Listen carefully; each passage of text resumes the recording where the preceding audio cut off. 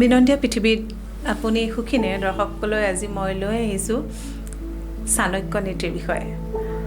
চাণক্যৰ মতে আমাৰ জীৱনৰ কিছু গোপনীয়তা থাকে, সেই গোপনীয়তাসমূহ কাৰো আগত প্ৰকাশ কৰিব নালাগে। যিদৰে ৰাৱণৰ মৃত্যু হৈছিলে, ৰাৱণৰ মৃত্যুত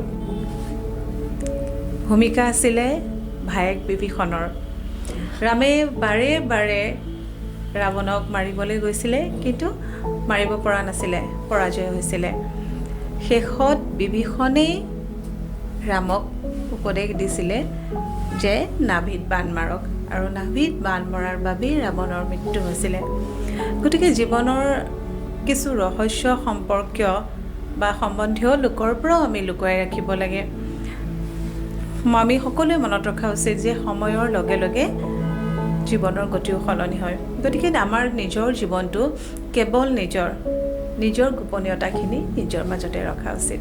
চাণক্যৰ মতে নিজৰ পত্নীৰ চৰিত্ৰৰ বিষয়ে কাৰো আগত প্ৰকাশ কৰিব নালাগে।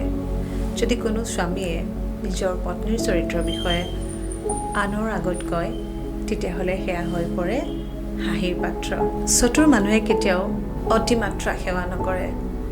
অতিমাত্ৰা সেৱা কৰাৰ ফলত একলব্যৰ পৰা গুৰুৱে বুঢ়া আঙুলিটো দক্ষিণা হিচাপে লৈছিলে। গতিকে অতিমাত্ৰা সেৱা কৰাৰ ফলত আমাৰ জীৱনলৈও তেনেধৰণৰ ঘটনা ঘটিব পাৰে।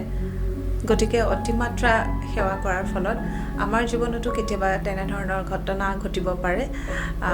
সেয়েহে চাণক্যৰ মতে চতুৰ হওক, কিন্তু অতিমাত্ৰা সেৱা নকৰিব।